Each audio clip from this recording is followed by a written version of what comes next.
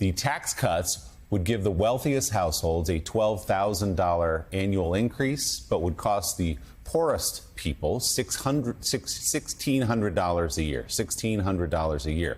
The CBO also estimates 11.8 million more Americans would be uninsured by 2034 if the bill becomes law, and that 3 million more will not qualify for food stamps, also known as those SNAP benefits. So, Katty Kay, this is, as David Drucker said, over a decade of watching Donald Trump in national politics now, we kind of know where this goes. We'll hear some protests from principled conservatives talking about the values that they've always held about small government and reducing the debt and the deficit. But at the end of the day, when they get a phone call from Donald Trump or the threat perhaps of a primary, we know how they'll vote. Yeah, I mean, Congressman Maxwell Frost told our colleague Jen Psaki that there were 20 no's, but those are no's until they're yeses, right? Until they get that phone call. I mean, step back just a second, Willie, because remember what Donald Trump did that was so remarkable in 2016 is he upended the historical orthodoxy of the Republican Party, which is that people wanted cuts to the social safety net in America. And actually what Republicans realized after Donald Trump was elected is that many Republicans didn't want those cuts to that social safety net. They actually quite liked the government programs that they'd be given, which is, Gene, why this is challenging for Republicans around the country. Yeah.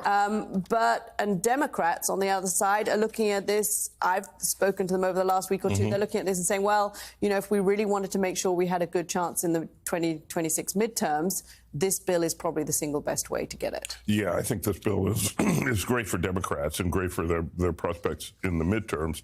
And the Democrats can just sort of enjoy the ride, I think. And, you know, they probably won't enjoy the fact that all this money is being taken from Medicaid, that so many people will not get food assistance, that the tax cuts will become permanent and cost $4 trillion. But that's all on the Republicans at this point. And it is a strange spectacle. I think we all know how this is going to end. Eventually, they're going to pass it. And you just have to look at Senator Murkowski and the statement that she released, which is just astounding, really. She votes for the bill, and then she talks about how it's a rush process, artificial deadline. It's not ready. The bill is not ready for the president's signature. Right. So she could have stopped it. She had a choice. She had a choice. She herself, with nobody else's help, you know, because the other votes were in, she could have stopped the bill from going to the president's desk. She says it wasn't ready, yet she voted to send it on. So that tells you a lot about what's eventually going to happen. And the idea that Murkowski is relying on House Republicans to say, oh, actually, we have found so many problems that we're going to stop this train and actually do the thoughtful work of legislating in a way that more of us can be proud of, I think is just a complete falsehood and a misreading of the way that Washington works. And I think that ultimately the senator knows that.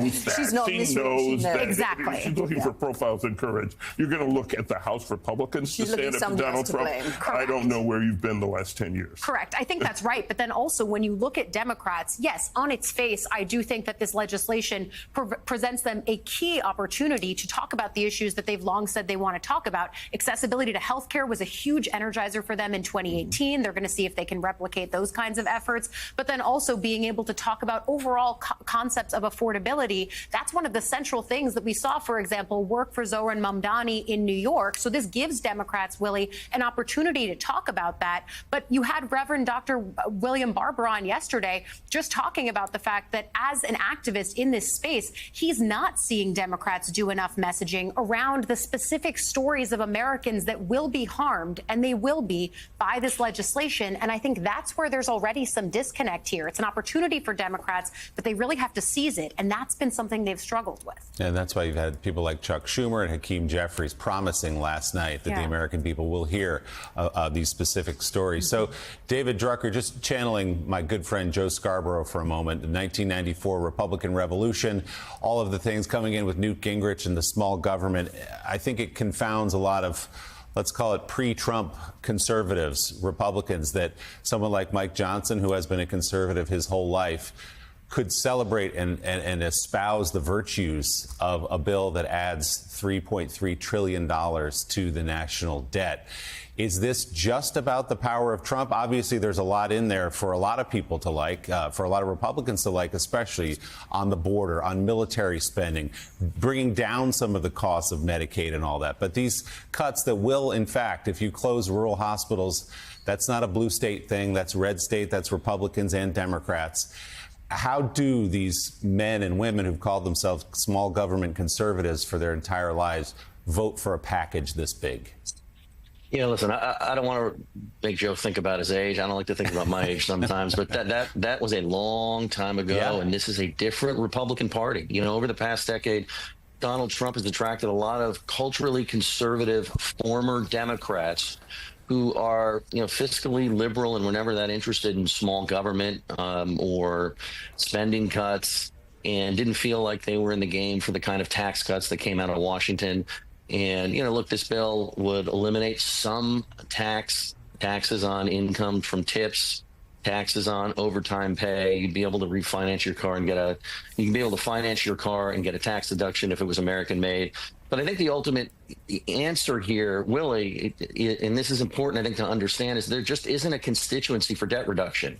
Yeah. And so on the one hand, we can and we should focus on Republicans who call themselves fiscal hawks, or anybody who does, and then, you know, won't stand in the way of a bill like this or fight harder, let's say, to change it.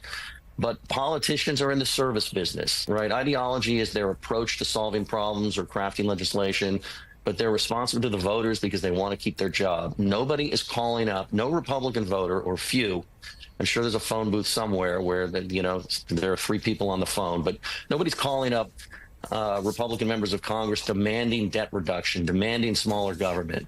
What they're saying is protect my program. Where's my tax cut? And this is what voters think about, right? The debt is just not something that's front of mind for them. If you poll voters, they will, of course, say the government should live within its means. Everybody thinks that. But then when it comes time to make decisions on how to do that, everybody's pointing at their neighbor saying, he makes more money than me. She can afford it. I need the programs that were promised to me. And so politicians in the Republican Party are simply more reflective of that. And in fact, one final thing here, you know, for years before Trump, the suburban vote that was a lot more fiscally conservative, at least ideologically, was a pretty reliable Republican vote. And that has really shifted over to the Democratic Party for many of these elections. And so you just have a different coalition at play here. And Donald Trump is responsive to his coalition. Now, they may not like what they get out of this bill once it's passed and they're experiencing it. But I think the feeling from a lot of Republicans is there are a lot of things in here the president ran on. Voters did vote for him. Once we accomplish something, not only do we at least have something to run on in the midterm elections, but people are going to start to feel the impact of this, and the positive will outweigh the negative. We'll see. I mean, as you talk about the inequality, these tax cuts overwhelmingly go to the wealthy and to corporations in this package, and the cuts will hit, as I say, people all over the country, no matter your political party. So we will see. Senior writer for The Dispatch, David Drucker. David, thanks as always.